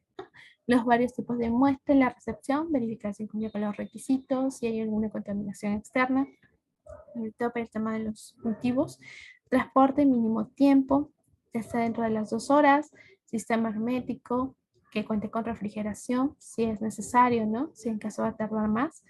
Lo ideal es que siempre pueda contar, ¿no? Con un sistema de refrigeración, un sistema de temperatura. Aceptabilidad de la muestra y garantía según la guía de la CLSI, la GP 16A3. Colocar paciente en nombre, edad, fecha, sexo, ubicación del paciente si es hospitalizado ambulatorio de emergencia, número de identificación, el tipo de muestra, si es catéter, flujo medio, captura limpia u otra, el médico solicitante, si tiene algún diagnóstico, algún síntoma, si se está tomando algún medicamento, algún tratamiento, algún suplemento dietético, si está con óvulos, etc. Fecha y hora de recolección y uso de cualquier conservante en caso se haya empleado. Inspección, siempre correlacionar información solicitud, etiqueta del contenedor, totalidad del tiempo transcurrido entre que ha sido recolectada la muestra y ha sido recepcionada al laboratorio. La refrigeración, la presencia de un conservante adecuado sin transporte fue superior a 2 horas, que el contenedor sea idóneo, el volumen adecuado, ausencia de materiales contaminantes, la presencia o ausencia de algún conservante químico consistente con el uso previsto de la muestra y recordar que si la muestra no cumple con los criterios de aceptabilidad, debemos comunicarnos con el médico tratante o la persona designada para una decisión sobre esta acción futura. No debemos desechar la muestra inaceptable antes de haber consultado con la clínica del paciente, porque puede ser por mis protocolos, puede haber una muestra de 4 ml, 8 ml, debe ser porque el paciente tiene incontinencia urinaria. Entonces es importante también contrastar con la parte clínica. Pero si es un paciente que no tiene incontinencia urinaria, sí va a poder recolectar la cantidad mínima necesaria, ¿no? Para poder tener una muestra de calidad. Entonces ya una vez que se haya llegado a una decisión mutuamente aceptable. Entonces la guía de la CLI, la GP 16A3, la de uroanálisis, que nos va a hablar sobre la documentación, el tipo de muestra correcto, el volumen de muestra adecuado, uso de contenedores adecuados, etiquetado apropiado, transporte que sea oportuno, el procesamiento de la muestra con inspección rápida después de la llegada al laboratorio, cómo debe ser su almacenamiento, criterios de rechazo de muestras, por ejemplo, cuando han ingerido bastantes líquidos, por ejemplo, puede ser para un estudio de ultrasonografía, muestras con más de 2 horas de haber sido emitidas y conservadas y transportadas a temperatura ambiente. En caso de incontinencia, se recomienda la segunda orina de la mañana con una ingesta de 200 mililitros de agua desde la noche anterior. Muestras sin etiquetar o mal etiquetadas, etiqueta en el frasco, no en la tapa. Muestras visiblemente contaminadas, mal tapadas o sin tapa. Muestras en las que se observan abundantes núcleos de célula epitelial, o sea, escamosos desnudos o desprovista de citoplasma, que estén acompañadas por bacterias de morfología basilar que demuestran una contaminación con la flora vaginal, ¿no? Las muestras que contengan contaminación fecal, como fibras de alimento, algún pigmento, no deben descartarse sin consultar al médico, porque también puede ser que sea una fístula, que el paciente tenga una fístula, así que siempre debemos de consultar con el médico, con su médico tratante. Entonces, toma de muestra de heces. Las muestras de heces pueden ser requeridas para exámenes parasitológicos, como por ejemplo parasitológico sellado por 3, un examen directo. Pueden ser para químicos, puede ser una muestra de TB, bacteriológicos, porque por ejemplo la coloración para Campylobacter, virológicos para ver adenovirus, rotavirus. De preferencia se van a obtener en las fases iniciales de la enfermedad, antes de iniciar el tratamiento con antibióticos, ya que en esta fase es más probable que haya un mayor número de patógenos en ella. La toma de muestra para un estudio la toma de muestra de heces puede ser para un estudio coprológico funcional, para un coprocultivo, una reacción inflamatoria, parásitos concentrados, rotavirus, TB, adenovirus, sustancias reductoras, Campylobacter, criptosporidium. Entonces, por ejemplo, Si la muestra es para un examen parasitológico, si lo que queremos ver son trofosoditos, estos se degradan por pocas horas después de su recolección. Entonces, lo ideal es que lleguen lo más rápido posible. Si son para un coprocultivo, deben ser procesadas como máximo 2 horas, ya que si es un tiempo prolongado, va a empezar la putrefacción, por lo tanto va a haber una multiplicación de una gran cantidad de bacterias. Si es para un coprológico funcional, no usar supositorios, no laxantes, no contenido aceitoso, no sustancias colorantes como carbón, carmín, etcétera, porque nos pueden alterar la visibilidad o dar unos falsos resultados. Si es una muestra de TB, ya la habíamos visto antes, muy importante el tema de la dieta, muy importante evitar antiinflamatorios, evitar los ácidos, los antiácidos. En caso de sospechas de salmonella y shigella, enviar lo más pronto posible y sobre todo si es que no puede llegar rápido, debe ser en un medio de transporte, como por ejemplo el Caribe. Porque ya que estos van a sobrevivir poco tiempo a algún cambio de pH, cuando están en contacto con las heces al medio ambiente. Lo recomendable es que las muestras sean frescas, caso contrario lo podemos refrigerar a 4 grados centígrados hasta 24 horas para algunas pruebas, ¿no? Obviamente, por ejemplo, si quiero ver trofosoditos, no, mis trofosoditos no van a llegar a ese tiempo, ¿no? Condiciones para el integración para el tema, ya lo habíamos visto en un anterior slide, ¿no? La, dietas por 3 días, no alcohol, no carne roja, no betarragas, no remolacha, no tomate, no brócoli, no alimentos con colorantes, medicamentos como antiinflamatorios, aspirina, ácido cítrico, antiácidos. Si no puede obtener la muestra, debe continuar con la dieta hasta su recolección. Se debe adecuar las heces directamente en un recipiente limpio, utilizar la cuchara provista que está en la tapa del frasco. Lo ideal es que sea como una aceituna, si es posible seleccionar la muestra de heces que pueda tener sangre, ¿no? o moho. Procedimiento suele ser recolectar una sola muestra en un frasco limpio, descartable, hacer la deposición en un recipiente limpio y seco, evitar que se vaya a mezclar con orina o con papel higiénico. Lo ideal es que sea tamaño de una aceituna de 4 a 5 gramos, lo depositamos en el frasco. Si es líquido, hasta 10 ml, de 5 a 10 ml, y debe ser procesado como máximo dentro de los 30 minutos. Rotulamos el frasco, nombre y fecha, código de barras. En el caso de que sea una toma de muestra para estudio de parasitológicos seriados, muy importante estudiar a los pacientes, agregar un tercer frasco que una vez recolectados los 2 primeros, se inmediatamente llevado al laboratorio los 3 juntos, ¿no? Porque los 2 primeros van a tener formol de 5 al 10%. Entonces vamos a recibir las heces en un recipiente bien limpio y seco, evitando que se contaminen con orina o papel higiénico. La cucharita va a permitir recoger las porciones de heces que puedan contener moco o sangre o pus, que se va a encontrar en la parte de la tapa del contenedor. Lo ideal es que se muestre como el tamaño de una aceituna, porque este líquido va a tener, esta solución va a tener una proporción de 1 a 3, que se debe mantener con respecto a la muestra, ¿no? Una vez que ya se ha recolectado la 1 y la 2 y la 3, ¿no? Las 3 juntas deben ser llevados al laboratorio. Las muestras 1 y 2, ¿cuánto tiempo pueden estar al medio ambiente? Pueden estar durante 7 días, ¿no? Siempre y cuando hayan sido bien guardadas, bien cerradas. Y si ya tenemos la tercera junta, deben de llegar al laboratorio en un tiempo que no exceda las 6 horas. Colocamos en la etiqueta del frasco el nombre completo, fecha y hora, igualmente en la caja también, datos del paciente y las pruebas a realizar. Si es un test de Graham de oxiuros, en la infestación, en el caso por Enterovirus vermicularis, de preferencia no se van a buscar los huevos en la S, sino donde se va a buscar en los márgenes del A, que es por lo general donde la hembra va a ovipositar. Entonces vamos a usar 2 láminas, cada una montada con cinta adhesiva al tamaño de la lámina, o en algunos casos usan una lámina. No colocar tal que uniquemos en el ano de la persona. Lo ideal es que se realice sin previo aseo. Si es un niño, la persona que va a realizar la toma de muestra debe usar guantes, caso contrario, lavarse la mano antes y después del procedimiento. La prueba se realizará al levantarse el paciente, se despega la cinta adhesiva de la lámina, se separa las nalgas, se adhiere la cinta, la parte adhesiva y la parte con el pega-pega en la zona anal, se hace presión para que en la cara engomada queden adheridos los huevos, incluso algunas veces no solamente llegan los huevos, sino también llega, no, digamos, observa la hembra con todo sus huevos dentro, ¿no? La cinta adhesiva se coloca sobre una lámina por tarjetas con la cara engomada hacia el cristal, se envía al laboratorio en un sobre rotulado con los datos del paciente.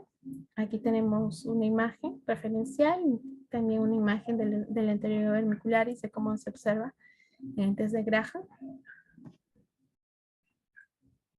Tenemos la toma de muestra para estudio de secreción ocular.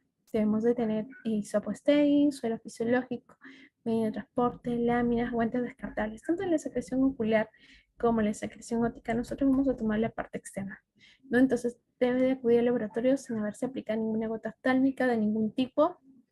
Tomar una muestra en cada ojo con diferentes hisopos, humedecidas con suelo fisiológico estéril. Rotar el algodón por la superficie de la conjuntiva, indicar que la muestra en los medios enviados en la orden médica si es ojo derecho o izquierdo en cada caso. En el lado indicado toma la muestra con dos hisopos, uno será colocado en el medio de transporte y el otro inmediatamente colocado en la lámina para el frotis. Solo en caso de clamidia se usa medio de transporte específico, ¿no? Se mantiene a temperatura ambiente. Sellamos, rotulamos la muestra con los datos del paciente, describimos la zona de toma de muestra. En lo posible tomamos muestras solo con secreción conjuntival. Para los demás tipos de muestras como secreción corneal, acuosa, vítrea, etc., lo va a realizar el médico oftalmólogo, ¿no? Y el laboratorio le va a brindar los materiales y el medio de transporte. Las muestras para estudio de secreción faríngea, lo ideal es que la toma de muestra le haga un profesional que esté capacitado, debidamente entrenado. El paciente se dejará tomar la muestra sin lavarse la cavidad oral y en ayunas, sin utilizar antisépticos orales, los va a dejar como mínimo usar de un día antes. Es aconsejable que se realice el procedimiento antes de iniciar el tratamiento antibiótico. Para el estudio de estreptococos, el procesamiento debe ser de inmediato. Materiales, hisopo estéril, medio de transporte, láminas, un depresor, como vemos aquí, que es un bajalenguas, un frontoluz, guantes descartables, ¿no? La mascarilla. Entonces el paciente debe estar sentado frente a una fuente luminosa del frontoluz. Vamos a utilizar un depresor lingual, que es el bajalengua. Vamos a presionar la lengua hacia abajo. Vamos a observar los pilares de la faringe, la área italiana. Vamos a tratar de localizar la parte inflamada, el exudado. Utilizamos dos hisopos, frotamos suavemente sobre el área de las dos amígdalas, la parte posterior de la faringe, cualquier otra zona inflamada, teniendo cuidado de no tocar la lengua ni la mucosa bucal. Y el primer hisopo lo vamos a usar para el frotis, la lámina, y el segundo para el medio de transporte.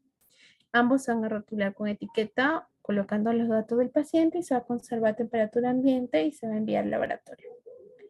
Es una toma de muestras de secreción bronquial, un esputo.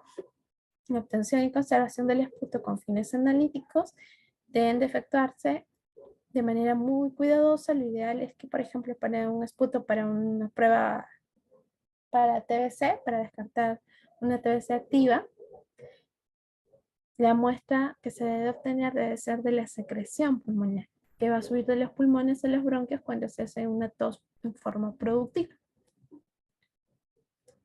Entonces la toma de muestra va a comprender una serie de 3 muestras individuales en días consecutivos, de preferencia en la primera hora de la mañana. Si es para cultivo, suficiente con una muestra, ¿no? Debe recolectarse la primera expectoración de la mañana y será de 5 ml aproximadamente. Va a ser por expectoración espontánea. Lo ideal es obtener una buena calidad de la muestra. Se debe diferenciar de los esputos constituidos por saliva o por partículas de comida.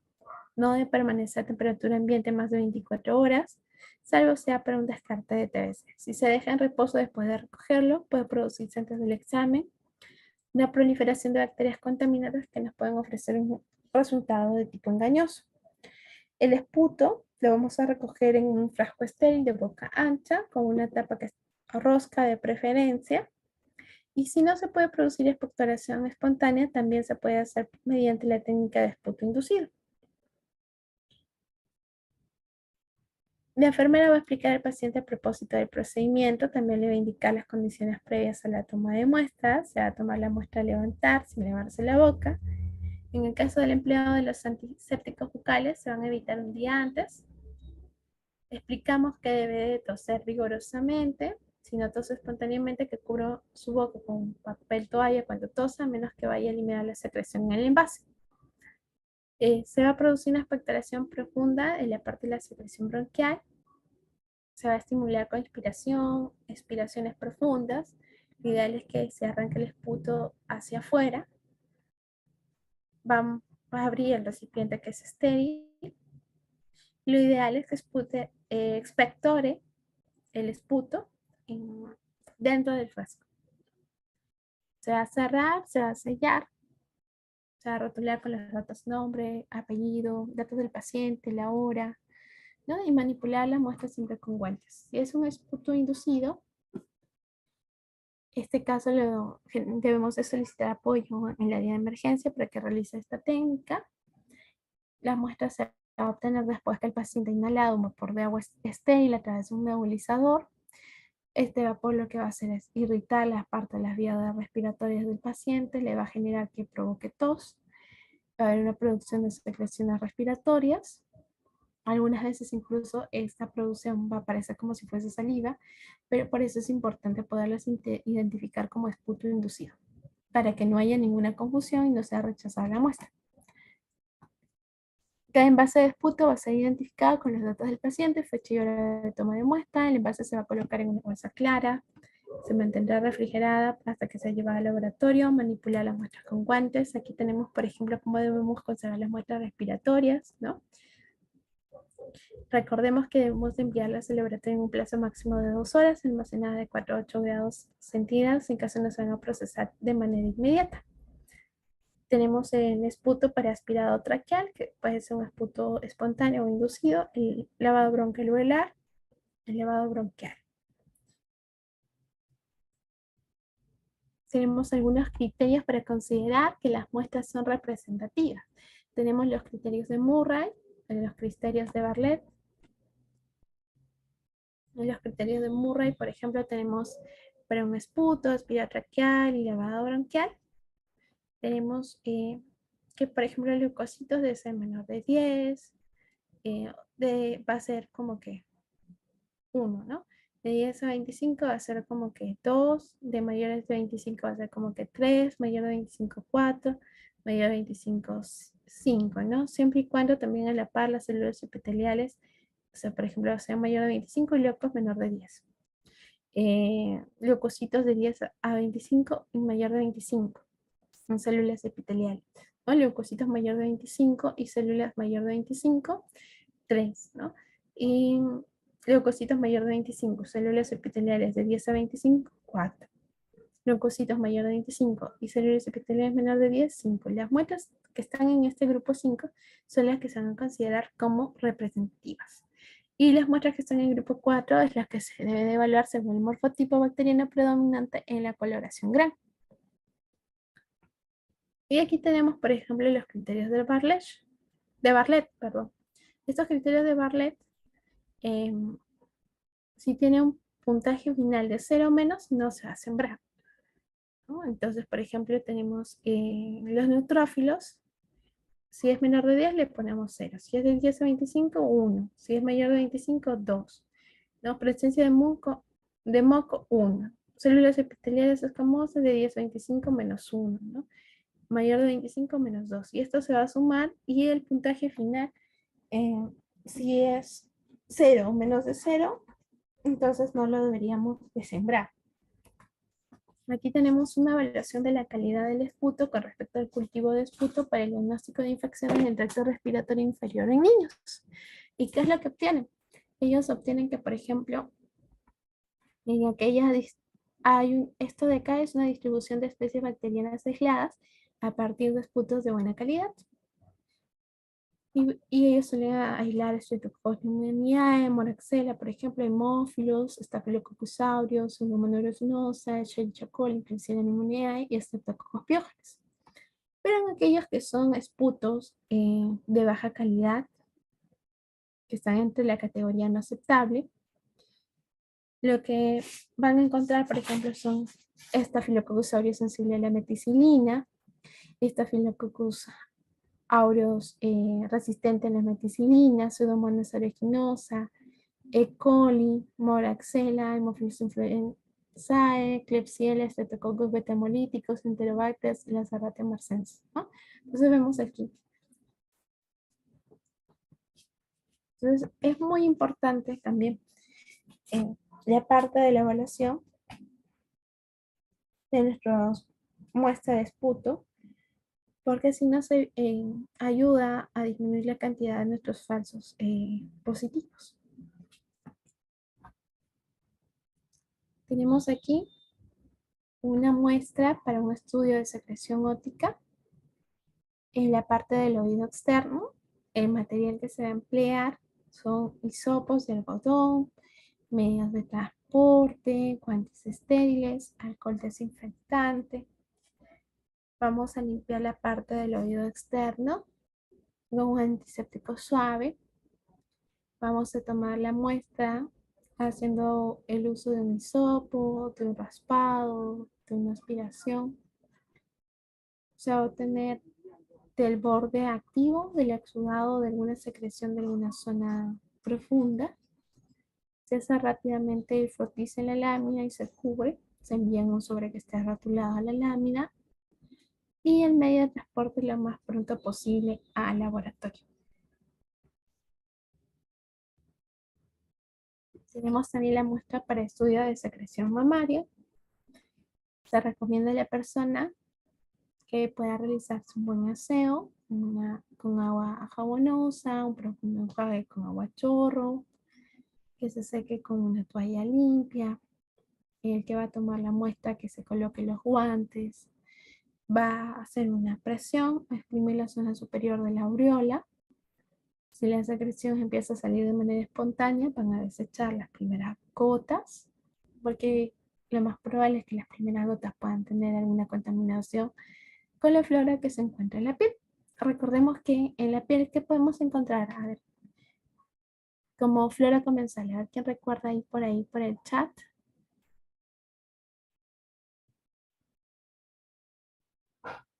Nadie la puede escribir. Podemos encontrar las famosas Staphylococcus, ¿qué? Coagulasa negativos, ¿ya? Entonces en la piel nosotros podemos encontrar los famosos Staphylococcus coagulasa negativos. Vamos a tomar la muestra de la mitad de la secreción láctea con ayuda de los hisopos. Uno, vamos a hacer el frotiz en la lámina y el otro lo vamos a colocar en nuestro medio de transporte. Vamos a rotular la muestra con datos de la persona, la fecha, la hora de la toma de la muestra. Siempre recordemos colocar los nombres y apellidos completos, ¿no? Sobre todo porque en los casos de hemonimia. Si es una muestra de secreción uretral en el sexo masculino, el cuadro clínico de la uretitis se va a caracterizar porque va a tener una supuración uretral, una disuria, y en poca frecuencia puede ser de manera asintomática, cuando por lo general es por la neisseria o la clamidia. Incluso una vez me pasó que en una muestra de orina se observó diplococos. Entonces sí, a veces puede pasar. Y al final se terminó recomendando una muestra de secreción uretral, ¿no? Materiales, solución de hisopos uretrales finas, medios de transporte de Stuart, gases estériles. La muestra se debe recoger de preferencia antes de la primera micción. De no ser así, se puede esperar de 1 hora o 2 horas después de la última recolección para poder recoger. Cuando existe un exudado que sea franco, se puede recoger con un hisopo. El exudado puede estimularse exprimiendo la uretra. Cuando no se obtenga exudado, se va a introducir un hisopo suave con un movimiento de rotación a través del pene hasta poder penetrar unos 3 a 4 centímetros. Se va a repetir la operación con un segundo hisopo. Con un hisopo haces el extendido de la lámina y con el segundo lo colocas en el medio de transporte a temperatura ambiente. Recordemos etiquetar, rotular las muestras con datos del paciente y enviar al laboratorio lo más pronto posible. La muestra de semen, el espermatograma, el semen normal, acordemos que va a estar combinado con espermatozoides que pueden estar suspendidos en las secreciones del testículo, epidídimo, secreciones de próstata, vesículas seminales, glándulas del bulbo uretral, y estas se van a mezclar en el momento de la eyaculación. Entonces, la recolección y el examen del semen se debe realizar mediante alguna técnica que esté estandarizada para que los resultados que se puedan obtener sean, no, den resultados válidos, ¿no? Acerca de la fertilidad del individuo.